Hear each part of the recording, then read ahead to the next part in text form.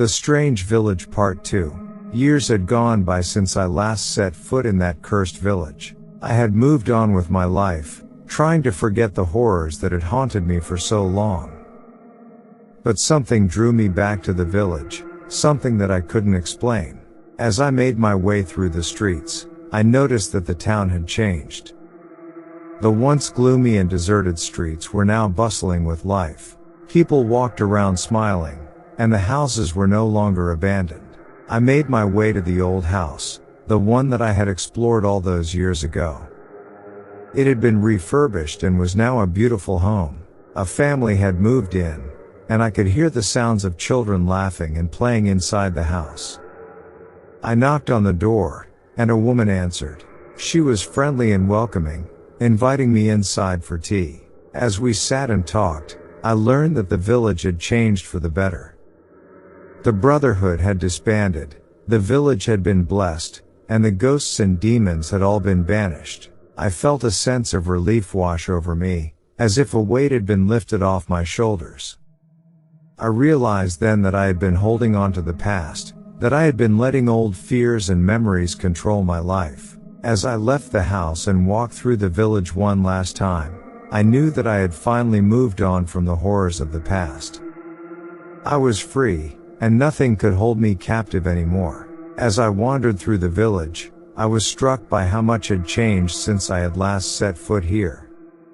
The streets were clean, the buildings had been restored, and the people seemed happy.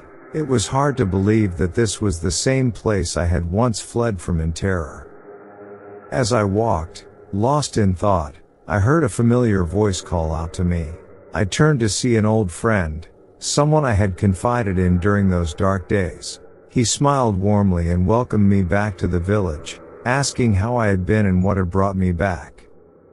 We talked for hours, catching up on old times and reminiscing about the past. I felt a sense of relief wash over me as I realized how much better things had become. The village may have been scarred by the memories of the past, but it had overcome them, and that was something worth celebrating. But as the night wore on, my friend's tone grew somber, and he began to speak of strange happenings. People disappearing in the night, and strange noises and voices coming from the forest. My heart dropped as I realized that perhaps the Brotherhood had returned. Unable to shake the feeling of unease that had settled over me, I began to investigate the village's new problems. I spoke with the local authorities and even explored the forest myself, searching for any signs of the Brotherhood's presence. Days turned into weeks as I scoured the village, interviewing locals and gathering information. But each time, I came up empty-handed. No one had seen any signs of the Brotherhood, and the forest seemed peaceful. It was like the darkness that had once plagued this place had vanished completely, leaving behind only the memories of what had once been. But I refused to give up. I knew that the Brotherhood was too tenacious to simply have vanished into the ether. There had to be some clue, some evidence of their return that I had overlooked. It wasn't until I stumbled upon an old, forgotten temple deep in the heart of the forest that I found my first real lead. It was small, almost insignificant, but when I looked closer, I saw scraps of old parchment and ancient runes etched into the walls. They spoke of sacrifices and dark rituals, and I knew then that the Brotherhood had returned. I knew that I could not face the Brotherhood alone. They were cunning and dangerous, and without a solid plan, we would be doomed to failure. I began to recruit old friends, people I had fought alongside during the dark days, and we set to work putting together a plan to put an end to the Brotherhood's evil once and for all. We trained and prepared, spending hours each day honing our skills and refining our tactics. We knew that the Brotherhood would not go down without a fight and that we would have to be ready for whatever they threw at us. But we were determined to succeed, no matter the cost. The night of the attack was chaotic and terrifying. We worked quickly and efficiently, sneaking into the Brotherhood's secret lair in the dead of night. The darkness was all-encompassing, and we moved through the shadows, our feet silent on the cold stone floor. It didn't take long for the Brotherhood to realize that we were there. They were waiting for us, their dark magic pulsing through the air. The fight was brutal, with spells flying and swords clashing, but we were able to hold our own. As the night wore on, we battled fiercely, pushing back against the Brotherhood's dark magic with all our might. We fought with everything we had, pouring every ounce of strength and determination into each blow. And, somehow, we emerged victorious. In the aftermath of the battle, we found something that shook us to our core.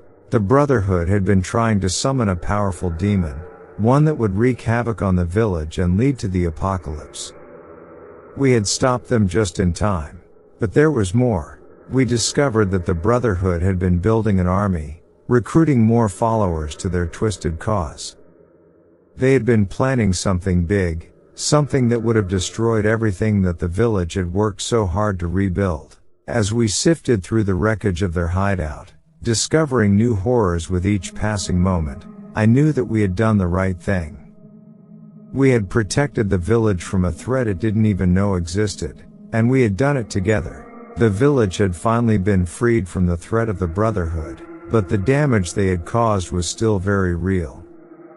Homes had been destroyed, lives had been lost, and many people were still struggling to come to terms with the events of the past. We knew that we couldn't just leave them to fend for themselves. With the help of the villagers, we set to work repairing the damage that had been done. We helped those who had been hurt, rebuilt homes, and even held a ceremony to lift the curse that had been placed on the village so many years ago. It wasn't easy, but as we worked, I began to see the strength and resilience of the people I had once abandoned. They had rebuilt their lives time and time again, refusing to be defeated no matter the challenges they had faced. And, once again, they had emerged victorious. As I stood in the village one last time, I realized that I had finally found closure. The horrors of the past were gone, replaced by peace and tranquility. I knew that the village would never forget the darkness that had once plagued them, but they were finally able to move on and start anew. I had faced my fears, fought against evil, and found peace. But it wasn't just about me. It was about the villagers who never gave up, who never lost hope even when all seemed lost. They had come together to fight for their freedom, and that was what made all the difference. As I prepared to leave, I looked out at the village one final time. It was a place of beauty now, a place where people lived and loved without fear. And as I walked away, I knew that it would always hold a special place in my heart.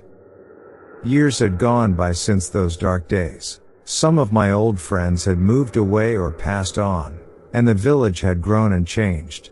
But I knew that the lessons I had learned would stay with me forever. I had faced my fears, fought against evil, and found peace. And for that, I would always be grateful. As I looked out at the world that lay before me, I knew that there would be new challenges to face, new battles to fight. But for now, I was content to walk away from the past, knowing that I had done all I could to set things right. And, as I took my first steps on this new path, I knew that I would always carry the memory of the village with me, a reminder of the strength and courage of those who had faced the darkness head on and emerged victorious.